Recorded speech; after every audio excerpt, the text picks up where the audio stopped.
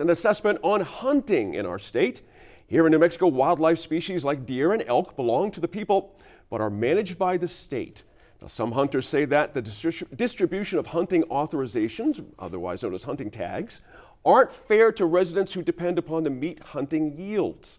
Not to mention time outside with family and friends. It takes a while to hunt sometimes.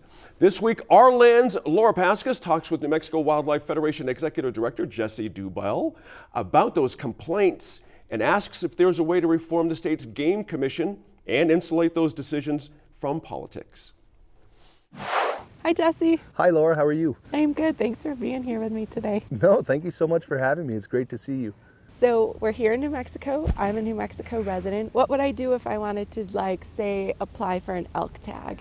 If a New Mexican or a non-resident of New Mexico wants to hunt big game in New Mexico, you apply in the New Mexico Big Game Draw.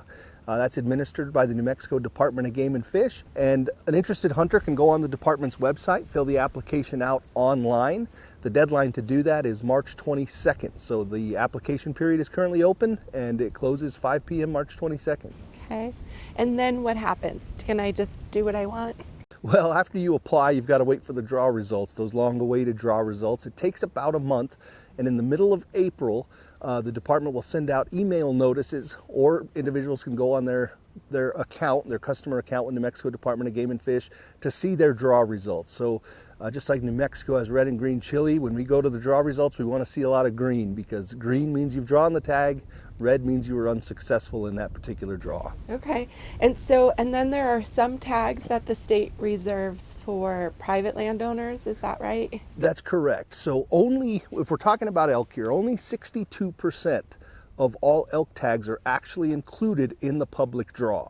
So New Mexico state statute says that in the public draw, New Mexico residents get 84% of the available tags. Non-residents without an outfitter get 6%.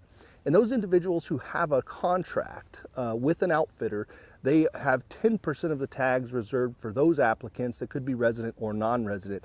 But to answer your question, 38% of the tags for elk in particular are issued to private individuals, and those are transferable authorizations. So whoever receives those authorizations can then sell them to the highest bidder, they can give them away, they can do whatever they like with them. And then whoever ultimately has that authorization can convert it into a tag to hunt elk in New Mexico. These private landowners who get access to tags, then they can sell those, right? And how much do those generally cost, and who gets those? Well, that's a good question. Most of the time, those tags are being sold to non-residents of the state, and that's just because of economics. Residents have every opportunity to buy the tag just as a non-resident does. But in the Gila, it's not uncommon to see an elk tag, a single elk, I say tag authorization that eventually converts to a tag, for $20,000 or more. And that's just for the authorization. We're not talking about outfitting services. We're not talking about guiding services or meals or lodging or any of that. Just for a unique 5-digit code, if it sells for $20,000, there's just not that many New Mexicans who have the ability to pay that kind of money for an opportunity to hunt the elk that we publicly own. Yeah, so let's talk about that a little bit. In as much as an animal can belong to people, but wildlife in New Mexico belong to New Mexicans, is that right? That's correct. The wildlife of the state are managed as a public trust resource, and some people might be offended by the term resource, as you just kind of alluded to. Laura, wildlife absolutely has intrinsic value. We love wildlife. I mean, I generally refer to them as the wild others, because I feel like we're also, just animals like they are. So I have a very strong relationship with wild animals, but humans have altered the landscape in such a way that it requires management. We have to manage these species. Nothing exists anymore by accident. Wildlife is here because we want it to be here. And different than a lot of other systems around the world, like in Europe, if a wild animal is standing on private property, it doesn't belong to the owner of the property. Wildlife belongs collectively to all of the residents of New Mexico, and we have a state game commission who should be acting as the trustees to the beneficiaries of the trust. The beneficiaries being the residents of New Mexico, the trustees being the game commission. Wildlife should be managed as a public trust resource. And are they in New Mexico? Well, that's arguable. I believe, going back to that 35% of opportunity being allocated, being granted to non-residents of the state, I think that's very disproportionate. I don't think the residents of New Mexico are seeing the type of management practices that are common across the West that really prioritizes the residents of the state as it relates to the management of the wildlife in the state. So I'm curious where hunting in general in New Mexico fits into the food security issue. Like, do most New Mexico hunters eat what they're harvesting? I would say, Laura, that that's probably the number one motivating reason that most hunters in New Mexico hunt is to fill the freezer. That's certainly my primary reason. There's a lot of reasons. You love to be outside and commune with nature and spend time with friends and family, and all of those things are important.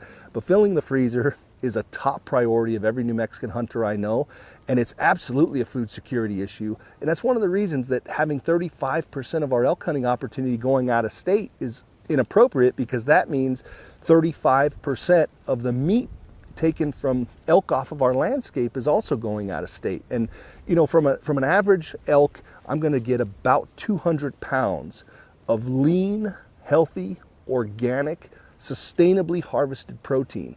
And food security is a serious issue in New Mexico. The license fee increase bill that I just mentioned includes a provision that any New Mexican who qualifies for SNAP benefits, that's a state nutritional assistance program, will receive a 25% discount on their hunting and fishing license.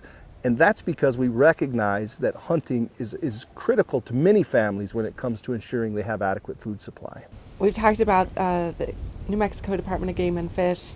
There's also the Game Commission, and I've been covering wildlife issues in New Mexico for decades. And it's a commission that there have been ups and downs and problems over administrations, but it does seem like right now the Game Commission is in somewhat of a crisis. What is happening?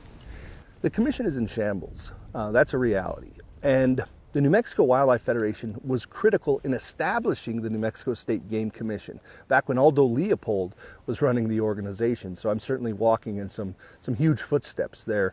But the commission was created so that it could create insulation between wildlife management and politics. We need to manage wildlife based on science, not based on political motivations. Unfortunately, our current commission structure allows a governor to remove any commissioner at any time without cause. So as long as that structure is in place, we struggle with getting a game commission who can operate and make decisions independently of political pressures. There's also a bill in the state legislature, keep going back to politics here, but it's a game commission reform bill. It's House Bill 184, and it would make it so that if a commissioner was going to be removed, there would have to be just cause for removal. And a governor could make the recommendation, but that recommendation would then go to the Supreme Court justices in the state, and our state Supreme Court justices would make the decision as to whether or not removal was appropriate. That's, in my mind, the number one most important fix we can do to ensure that we don't find ourselves in a situation like we're in today, where our 7-person commission only has 3 commissioners, which means they can't even form a quorum, which means they're completely dysfunctional. I mean, they cannot function. I'm not using dysfunctional simply as an adjective, but as a descriptor of their inability to actually make a decision at this moment in time because they don't have enough commissioners. All right. Well, thanks, Jesse. Thanks for being here with me today. No, thank you, Laura. I really appreciate the invitation. It's always a pleasure to sit down and have conversations with you, and I really appreciate your thorough and accurate coverage of these important issues.